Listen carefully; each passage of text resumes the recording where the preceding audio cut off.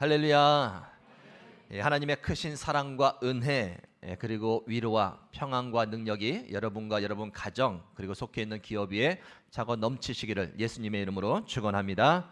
우리 옆 사람에게 이렇게 인사하시겠습니다. 천국이 가까이 왔습니다.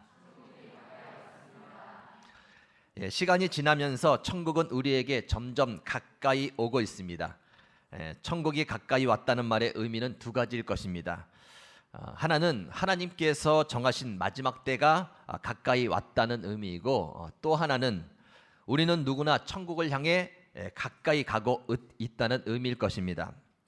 예수님께서 공생애를 시작하시면서 처음으로 선포한 메시지는 천국이 가까이 왔다라는 것이었습니다. 그러니 그 천국을 잘 준비해야 된다. 무엇으로 준비해야 되는가? 우리 옆 사람에게 한 번 더 인사하면 이렇게 인사하겠습니다. 회개합시다. 천국이 가까이 오면 올수록 우리가 더 힘써 해야 될 일은 회개하는 일입니다. 예수님은 회개하며 천국을 잘 준비하라 말씀하십니다. 회개가 힘든 이유는 무엇을 회개할지 잘 모르는 거죠. 죄에 대한 감각이 무뎌져 있는 겁니다. 죄를 깨닫는 은혜가 필요하다는 것이죠. 회개하기 힘든 다른 이유는 고침받기 싫어하는 것이죠. 이 정도면 충분하다고 생각하는 것입니다. 늘 하나님 앞에서 고침받고자 하는 겸손한 마음이 있어야 되는 것입니다. 회개가 힘든 또 하나의 이유는 회개라는 말에 대한 거부감입니다. 회개하라는 말을 들을 때 기분이 나쁜 것이죠. 회개하라는 말에 담긴 하나님의 마음과 그 의미를 좀 알아야 됩니다. 회개하라는 말은 죄로 인해 더러워진 우리의 몸을 깨끗이 씻어 주시겠다는 것입니다. 죄로 인해 더러워진 우리의 더러워진 옷을 깨끗한 옷으로 갈아입혀 주시겠다는 것이죠. 우리의 연약함을 고쳐주시고 마음의 평강을 주시겠다는 것입니다. 참된 기쁨, 희락을 주시겠다는 것이고 성령을 부어주시겠다는 것이 바로 회개라는 말에 담긴 하나님의 마음이요 의미라는 것이죠. 우리가 회개할 때 우리 안에 하나님의 나라가 임합니다. 즉 성령 안에 있는 의와 평강과 희락을 맛보게 됩니다. 예수님은 천국이 가까이 왔으니 회개하라 말씀하십니다. 회개함을 통해서 이 땅에서 천국을 맛보라는 것이죠. 그리고 그 힘으로 이제 실제로 맞이하게 될 그 천국을 잘 준비하는 것입니다. 사랑하는 미랄교회 성도 여러분, 오늘도 가려진 우리의 죄를 깨닫고 회개함을 통해 천국을 맛보며 그 힘으로 천국 준비 잘하시는 저와 여러분이 되시기를 다시 한번 주님의 이름으로 축원합니다. 한 번 더 인사하시겠습니다. 회개합시다. 천국이 가까이 왔습니다. 여기까지 지난주 설교 요약이었고요. 오늘의 설교 제목은 제목을 되게 크게 쓰셨네요. 기억하시라고. 두 가지 선물입니다. 두 가지 선물. 질문 한번 드리겠습니다. 요즘 여러분의 자신에 대해서 어떻게 생각하고 계십니까? 나는 재능이 많다. 아니다. 나는 재능이 적다. 나는 아는 것이 많다. 아니다. 나는 아는 것이 적다. 나는 능력이 많다. 아니다. 나는 능력이 적다. 나는 성품이 좋다. 아니다. 나는 성품이 좋지 않다. 나는 지혜롭다. 아니다. 나는 지혜롭지 못하다. 나는 겸손하다. 아니다. 나는 교만하다. 나는 죄를 적게 짓는다. 아니다. 나는 죄를 많이 짓는다. 나는 강하다. 아니다. 나는 약하다. 여러분 전자입니까? 후자입니까? 자신 있게 전자라고 말씀하시는 분? 고맙다 야. 나도 후자야. 인생을 살면 살수록 신앙생활을 하면 할수록 느껴지는 것은 진짜 부족하다, 약하다, 무능하다, 죄를 많이 짓는구나, 지혜롭지 못하구나, 교만하구나. 아닌 것 같이 생활하다가도 어떤 사건을 통해서 그런 나의 모습이 여지없이 드러나게 되는 것을 보게 된다는 것이죠. 특히나 반복되는 실수를 통해서 나는 전자가 아니라 후자라는 것을 더 많이 느끼게 됩니다. 또한 하나님의 말씀 앞에 서면 더욱 그러하다는 것을 깨닫게 됩니다. 그래서 어떻게 보면 신앙생활은 내가 전자가 아니라 후자임을 알아가는 과정이라고 할 수 있습니다. 능력이 많고 지혜롭고 강하고 죄를 짓지 않고 겸손한 사람인 줄 알았는데 깨닫고 보니 무능하고 지혜롭지 못하고 죄를 쉽게 짓고 깨지기 쉬운 연약한 존재라는 것을 더 깊이 알게 되는 그 과정이 바로 신앙생활이라는 것이죠. 우리는 자주 신앙의 성숙이라는 말을 하고 듣습니다. 여러분 신앙의 성숙이 무엇이라고 생각하십니까? 죄를 절대 짓지 않게 되는 것, 능력이 많아지는 것, 지식이 쌓이는 것, 재능이 많아지고 연약함이 사라지는 것, 그것이 신앙의 성숙이라고 생각하십니까? 만약에 그것이 신앙의 성숙이라고 생각한다면 아마도 성숙하려고 하면 할수록 더 실망과 좌절 속에 빠질 것이 분명합니다. 신앙의 성숙이란 그런 것이 아니다라는 것이죠. 진정한 신앙의 성숙이란 내 존재의 실체를 바로 깨닫는 것입니다. 내 무능력함, 내 지혜 없음, 내 허물과 내 죄. 그래서 이제는 나에게 소망이 없다는 것을 아는 것이죠. 그래서 이제는 하나님께만 소망을 두며 하나님만 의지하면서 살아가야 함을 깨닫는 것, 그것이 바로 신앙의 성숙함이다라는 것이죠. 그러한 신앙의 성숙함이 저와 여러분에게 있기를 다시 한번 주님의 이름으로 축원합니다. 자, 그런데 문제가 있습니다. 그러한 신앙의 성숙함의 과정 속에서 이제 드러나는 내 연약함, 이 연약함이 때로는 우리의 발목을 붙잡는다는 것이죠. 자신감을 떨어뜨리게 만들고 낙심하게 만듭니다. 주저앉게 만들고 더 큰 기대와 소망을 갖지 못하도록 우리를 묶어 놓는다는 것입니다. 특히나 책임져야 할 어떤 일을 맡은 사람들이라면 그 싸움이 더 심하겠죠. 연약함에서 오는 자괴감은 좀처럼 떨쳐버리기 쉽지 않습니다. 연약함이 드러날 때마다 이런 생각에 사로잡히게 되죠. 내가 과연 이 일을 해낼 수 있을까? 나처럼 무능하고 재능 없고 의지도 약하고 내 죄 하나 다스리지 못하는 연약한 내가 과연 이 일을 해낼 수 있을까? 자신 없다. 정말 자신 없다. 실망스럽다. 마치 어느 찬양의 가사처럼 나에게 실망하며 내 자신 연약해 고통 속에 눈물 흘릴 때, 그럴 때가 있다는 것이죠. 내 자신에게 실망해서. 그러나 여러분, 그때마다 기억하시기 바랍니다. 이어지는 찬송이죠. 조용히 다가와 내 눈물을 닦아주시며 나에게 말씀하시네. 너는 내 아들이라, 너는 내 아들이라, 나의 사랑하는 내 아들이라 라고 말씀하시는 하나님이 저와 여러분과 함께 하신다는 것을 믿으실 수 있길 바랍니다. 하나님은 우리에게 절대 실망하지 않으십니다. 혹 우리가 우리의 자신에 대해서 실망할 때가 있다 할지라도 하나님은 절대 우리에게 실망하지 않으십니다. 왜 그렇습니까? 이미도 우리에 대해서 너무나 잘 알고 계시기 때문이죠. 여러분, 부모로서 자녀에 대해서 잘 모르십니까? 자녀의 연약함, 습성들, 좋지 못한 습성들, 또 얘가 어떤 일에 또 걸려 넘어질 것 모르십니까? 뻔히 다 아는 것이죠. 하나님께서 다 아십니다. 시편 103편 13절에서 14절, 아버지가 자식을 국률이 여김같이 여호와께서는 자기를 경외하는 자를 국률이 여기시나니 이는 그가 우리의 체질을 아시며 우리가 단지 먼지뿐임을 기억하심이로다. 우리 옆 사람에게 한 번 더 인사하시기 바랍니다. 하나님이 다 아십니다. 여러분, 하나님께서 다 아십니다. 우리의 체질을 아시죠. 연약함을 다 아십니다.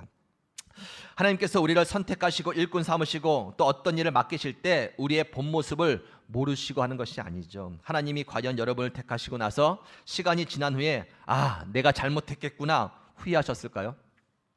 여러분에게 직분을 맡기시고 일을 맡기시고 나서 일을 하는 것을 보시다가 부족함이 드러날 때마다 내가 속았다, 내가 너를 잘못 봤구나, 실망이다, 하나님께서 그렇게 생각하실까요? 로마서 12장 29절, 하나님의 은사와 부르심에는 후회하심이 없느니라. 후회하심이 없다고 말씀하십니다. 왜 그렇습니까? 몰라서 우리를 택하시고 직분을 주시고 일을 맡기신 것이 아니라는 것이죠. 다 아시고 그렇게 하셨다는 겁니다. 그래서 절대 후회하거나 실망한 일이 없다라는 겁니다. 그래서 우리가 실수하고 넘어지고 부족함이 드러나 우리 자신에 대해서 실망할 때 하나님께서는 후회한다, 실망했다가 아니라 내가 다 안다, 내가 너를 잘 안다, 그래도 너는 내 사랑하는 아들이고 내 사랑하는 딸이라, 그렇게 말씀해 주신 겁니다. 그 음성을 들으실 수 있기를 바랍니다. 오늘 본문 말씀에 보면 하나님께서 어떠한 자들을 부르셨는지에 대해서 잘 설명해 주고 있습니다. 26절 말씀, 형제들아 너희를 부르심을 보라. 육체를 따라 지혜로운 자가 많지 아니하며 능한 자가 많지 아니하며 문벌 좋은 자가 많지 아니하도다. 28절, 하나님께서 세상에 천한 자들과 멸시받는 자들과 없는 자들을 택하사. 자, 하나님은 스스로 강하다고, 스스로 지혜 있다고, 많이 배웠다고, 능력이 많다고, 무엇인가 할 수 있다고 생각하는 사람들을 택하지 않으셨다는 것이죠. 오히려 부족하고 약하고 없고 허물 많은 자들을 택하셨다고 말씀하십니다. 그러한 자들을 택하셔서 있다고 생각하는 사람들, 능력이 많다고, 강하다고, 잘났다고 생각하는 사람들을 부끄럽게 하신다고 말씀합니다. 오히려 없고 부족한 그들을 통해서 하나님께서 계획하신 그 일들을 이루어 가신다라는 것입니다. 여러분, 무슨 말씀이겠습니까? 하나님의 계획과 그 뜻을 이루는 데 있어서 우리가 가지고 있는 연약함, 허물, 부족함, 이런 것들이 전혀 문제될 것이 없다라는 것입니다. 성경에 보면 많은 인물들이 나오죠. 성경의 인물들. 예전에 한번 제가 설교 성경의 인물들의 허물을 막 들춰낸 일이 있는데, 아브라함 믿음의 조상 아브라함은 창세기 20장에 가면 어떤 일을 하냐면 치졸한 사람입니다. 이방 땅에 갔는데 자기 부인이 너무나 이쁘죠. 자기를 죽이고, 그 이방 땅의 왕이 자기를 죽이고 아내를 취할까봐 이는 내 누이라고 이렇게 속입니다. 그의 아들 이삭은 어떻습니까? 그 아버지의 그 아이들이죠. 26장에 가면 똑같은 일을 벌입니다. 리브가를 데리고 이방 땅에 갔는데 똑같이 자기를 죽이고 부인을 데려갈까봐 이 여인은 내 누이라, 부인이 아니라고 그렇게 이야기합니다. 그의 아들 야곱은 애초에 사기꾼 기질이 있죠. 속여서 뭔가 쉽게 얻으려고 했던 그런 기질 있는 사람입니다. 훌륭한 요셉은 어떻습니까? 요셉은 군대 용어로 여러분 혹시 고문관이라고 아십니까? 분위기 파악을 잘 못하는 거예요. 언제 소리를 내야 될지, 언제 소리를 안 내야 될지. 아버지가 그렇게 자기만 이뻐해서 형들이 다 시기하고 있는데 그 분위기를 파악 못합니다. 그 앞에 대고 또 계속해서 막 꿈 얘기를 하는 거예요. 자신 앞에 절하겠다고 막 이야기하는 겁니다. 그런 사람이 요셉이었습니다. 여러분, 모세는 어떻습니까? 모세는 성깔이 대단한 사람이죠. 하나님의 뜻을 이루겠다고 막 싸움을 말리다가 애굽 사람과 히브리 사람이 싸운 것을 말리다가 애굽 사람을 죽이게 되죠. 살인하게 됩니다. 그리고 나서 이제 숨어 지내다가 하나님께 찾아오셨는데, 이제 내가 너를 통해서 애굽으로 가서 백성들을 구원하게 하셨다고 했는데 3번이나 나는 할 수 없다고, 난 못한다고 그렇게 3번이나 거절했다가 하나님 앞에 혼쭐이 나죠. 모세입니다. 다윗은 어떻습니까? 다윗 밧세바 사건, 유명한 사건이죠. 남편이 있는 아내를 데려다가 남편을 전쟁에 가서 죽이고자 하던 그러한 꾀를 썼던 사람이 다윗이죠. 신약에 넘어오면 요한과 안드레는 훌륭한 수제자였는데 별명이 우레의 아들입니다. 번개 아들이죠. 성깔이 대단했다는 겁니다. 베드로는 예수님을 모른다고 세 번 부인하며 저주했던 사람이죠. 무엇을 의미합니까? 하나님께서 어떠한 계획과 뜻을 이루어가는 데 있어서 우리의 연약함, 부족함이 전혀 문제되지 않는다는 것입니다. 오히려 하나님은 연약한 자들을 불러 모으시고 기대하십니다. 하실 일을, 그들을 통해서 이루실 일을 계획하시고 일을 맡겨가시면서 그 일을 하나하나 이루어 가신다라는 것이죠. 어떻게 가능한가? 지혜 없고 무능하고 죄와 허물이 많은 연약한 우리의 모습을 통해서 하나님의 뜻과 계획과 일들이 이루어지는 것이 어떻게 가능한가? 따지고 보면 절대 불가능할 것 같이 보입니다. 내 모습을 보면, 옆에 사람의 모습을 보면 전혀 답이 나오지 않는 일이죠. 그러나 가능합니다. 답이 있습니다. 능히 해낼 수 있다라는 것입니다. 무엇이겠습니까? 하나님께서 부족하고 연약한 우리에게 주신 2가지 귀한 선물이 있기 때문이죠. 오늘 그 2가지 귀한 선물을 보겠습니다. 첫 번째는 무엇인가 하면 따라하시기 바랍니다. 십자가. 큰 소리로 십자가. 십자가는 무엇입니까? 우리의 연약함을 위해서 모든 것을 미리 다 해결해 주신 그곳이 바로 십자가라는 것이죠. 이사야서 53장 5절, 그가 찔림은 우리의 허물 때문이요 그가 상함은 우리의 죄악 때문이라. 그가 징계를 받음으로 우리가 평화를 누리고 그가 채찍에 맞음으로 우리가 나음을 받았도다. 우리의 허물, 우리의 죄악, 우리의 연약함, 부족한 실수, 날마다 짓는 죄, 그것들을 위해서 미리 준비시켜 주셨는데 그것이 무엇입니까? 십자가라는 것이죠. 여러분, 그것을 믿으실 수 있길 바랍니다. 십자가죠. 십자가가 있기에 가능한 거예요. 죄의 허물 많고 또 죄 짓고 또 넘어지고 그런 연약함이 있는 우리지만 그래도 가능한 이유는 우리에게 십자가를 주셨기 때문입니다. 연약함이 드러날 때마다 십자가를 더 의지하며 단단히 붙잡으실 수 있기를 바랍니다. 십자가가 감당 못할 죄는 없습니다. 이 땅에 아무리 추악한 죄일지라도 십자가가 감당 못할 죄는 없다는 것이죠. 다 써주고 다 품어주는 것이죠. 그 힘과 그 효력이 얼마나 오래 가는지 아십니까? 몇 번이겠습니까? 베드로가 예수님께 질문하죠. 내가 몇 번을 용서해 줘야 됩니까? 7번 하면 되겠습니까? 의시되죠. 예수님께서 말씀하십니다. 아니다. 70번씩 7번을 용서해라. 무엇입니까? 끊임없이 용서하라는 것이죠. 그것이 바로 십자가라는 것이죠. 십자가 끊임없이 너희들을 용서해 주겠다라는 것입니다. 그래서 연약한 우리가 가능한 것입니다. 고린도전서 1장 18절 십자가의 도가 멸망하는 자들에게는 미련한 것이요 구원을 받는 우리에게는 하나님의 능력이니라. 한번 따라하시기 바랍니다. 십자가가 능력입니다. 예, 십자가가 능력입니다.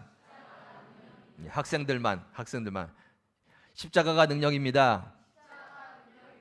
오케이. 자, 십자가가 능력이에요. 연약한 우리를 끊임없이 일어서게 만드는 능력이에요. 어떠한 죄와 허물과 연약함 속에 빠졌다 할지라도 십자가만 붙잡으면 살 수 있다는 겁니다. 회복될 수 있는 거예요. 그래서 가능하다라는 겁니다. 우리처럼 연약한 자들이 구원받고 하나님의 뜻을 이루며 살 수 있는 것이 가능하다라는 것이죠. 사도 바울은 이렇게 이야기하죠. 자신은 십자가 지신 예수님만 전하겠다. 십자가 지신 예수님만 전하겠다. 무엇입니까? 그것만 의지하겠다는 겁니다. 그것만 붙잡겠다는 겁니다.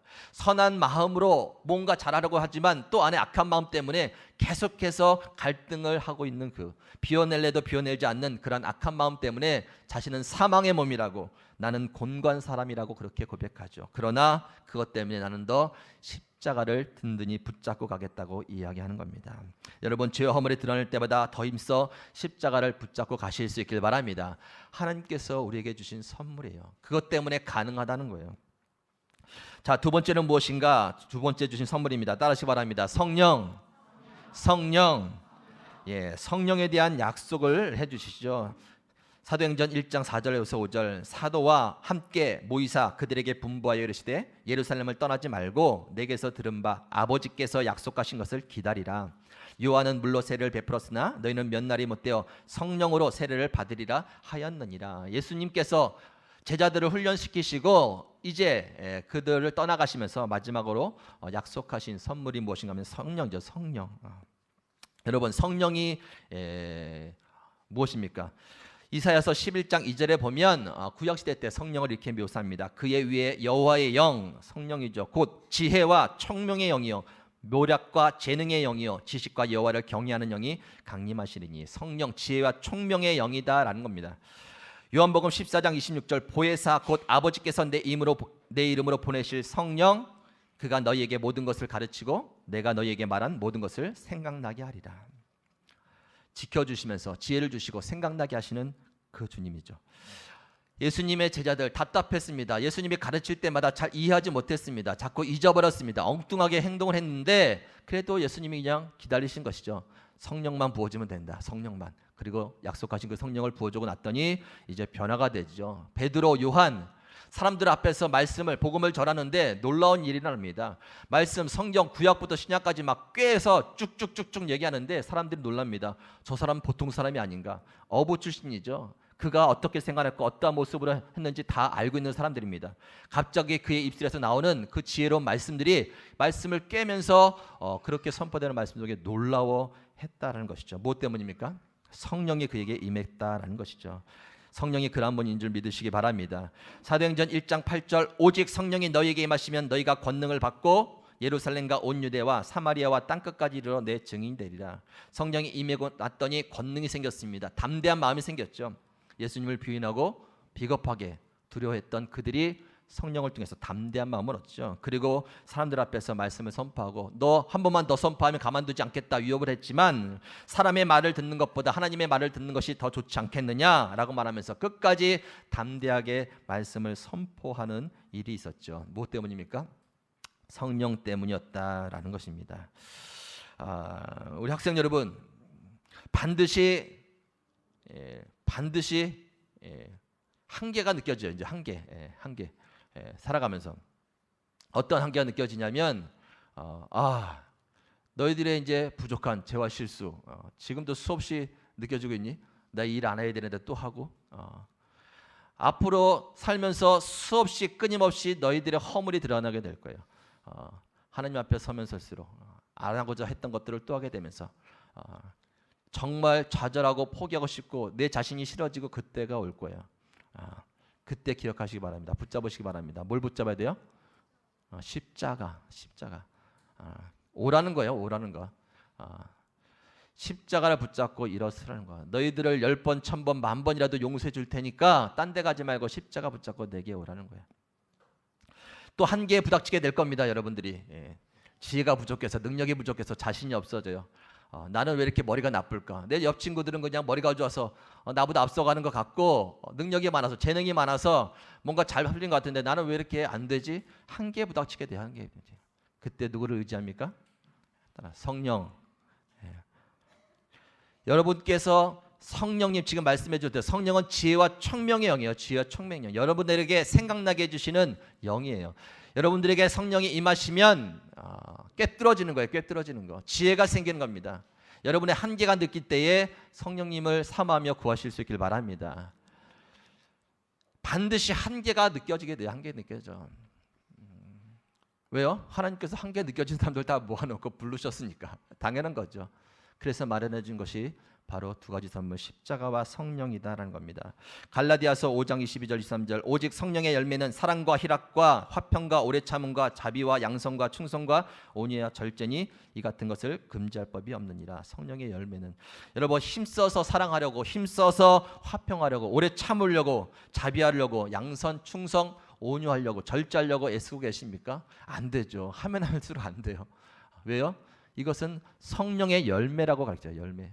열매는 그냥 맺어지는 거예요. 내가 애써서 힘든 것이 아니라 성령의 충만함을 받을 때에, 성령의 도움을 받고 성령으로 채워졌을 때에 자연스럽게 맺어지는 것이 바로 열매라는 겁니다. 사랑하게 되고, 기쁨이 생기고, 오래 참게 되고, 좀 착한 선한 마음 갖게 되고, 온유하게 되고, 절제하게 되는 것이 성령의 열매인 줄 믿으시기 바랍니다.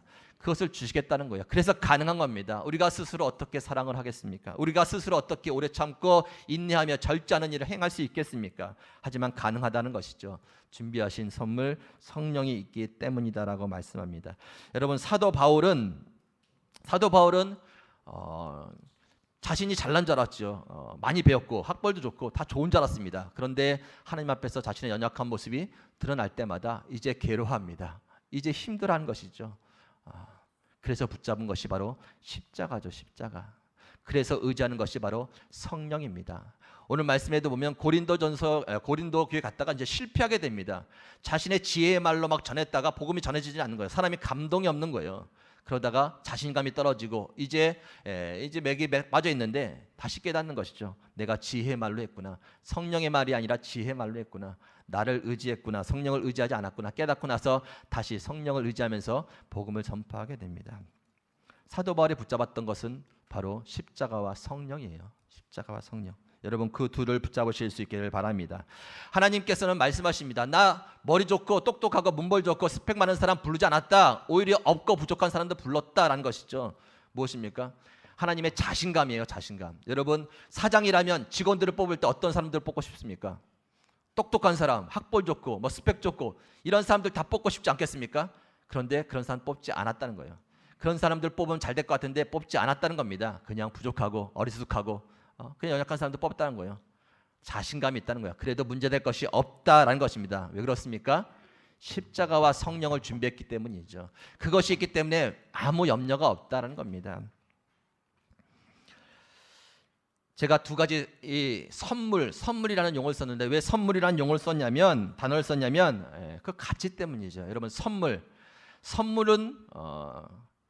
왜 선물이란 말을 붙였냐면 값을 매길 수가 없기 때문입니다. 그냥 뭐 선물 받으니까 쉽게 받았기 때문에 가볍게 받기 때문에 그냥 뭐 가볍다 뭐 가치가 좀 적다라고 생각할지 모르지만 가치를 매길 수 없기 때문에 선물로밖에 받을 수 없기 때문에 표현한 거죠. 여러분 십자가의 값이 얼마라고 생각하십니까?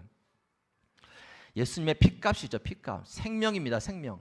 예수님의 피값, 생명을 들여서 얻어준 것이 십자가예요. 십자가. 아무리 이 땅에서 값어치 나가는 것들을 다 줘도 바꿀 수 없는 것이죠. 그래서 그냥 선물로밖에 받을 수 없는 거예요. 선물로밖에 받을 수 없는 그 가치 있는 십자가를 귀하게 여기실 수 있기를 바랍니다. 성령도 마찬가지죠. 성령. 제자들이 성령을 충만함을 받고 나서 하나님의 일들을 감당합니다. 기적을 행하고 막 능력을 해냈더니 시몬이라는 사람이 보고 부러운 거예요. 나도 성령을 받았으면 좋겠다. 성령이 있으면 나도 뭔가 인정받고 뭐 돈벌이가 될 것 같아. 내가 돈을 줄 테니 성령을 나게 파십시오라고 이렇게 말합니다. 그러다가 이제 혼쭐 나죠. 성령을 돈으로 살 줄 아느냐? 혼쭐 나는 겁니다. 이 땅에서 성령 무엇으로도 그 가치를 바꿀 수 있는 게 없다라는 것입니다. 그래서 선물로 주시는 거예요. 선물로. 여러분, 선물로 받은 십자가와 성령 귀하게 여기실 수 있기를 바랍니다. 우리는 그것을 갖고 있는 자입니다. 받은 자예요. 연약하지만 그것이 있기 때문에 가능하다라는 것입니다. 고린도후서 6장 9절에서 10절 제가 있습니다. 우리는 속이는 자 같으나 참되고 무명한 자 같으나 유명한 자여 죽은 자 같으나 보라 우리가 살아있고 징계를 받은 자 같으나 죽임을 당하지 아니하고 근심하는 자 같으나 항상 기뻐하고 가난한 자 같으나 많은 사람을 부유하게 하고 아무것도 없는 자 같으나 모든 것을 가진 자로다. 십자가와 성령이 있기 때문이죠. 아무것도 없는 자 같지만 다 가진 자예요. 가난한 자 같지만 부유한 자입니다. 무능한 자 같지만 능력 있는 자입니다. 여러분 그렇게 믿으실 수 있길 바랍니다. 십자가와 성령, 하나님께서 주신 귀한 선물, 오늘도 그 가치에 대해서 여러분 깊이 묵상하실 수 있기를 바랍니다. 좌절하지도 마시고 포기하지도 마시고 또 핑계대지도 마시고 또 자랑할 것도 없습니다. 그저 연약함을 아시고 불러주신 주님 앞에 그 십자가와 성령만 붙잡으면 된다라는 것이죠. 결론 맺습니다. 우리는 허물이 많습니다. 부족합니다. 약하죠. 그럼에도 불구하고 소망이 있습니다. 그럼에도 불구하고 못할 것이 없습니다. 모든 것이 가능합니다. 왜 그렇습니까? 주님께서 주신 두 가지 선물이 있기 때문이죠. 하나는 십자가요, 하나는 성령입니다. 죄와 허물이 드러날 때마다 십자가를 붙드시기 바랍니다. 죄로부터 자유함을 얻게 될 것입니다.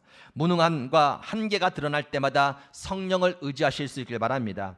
한계를 뛰어넘는 새 능력을 경험하게 될 것입니다.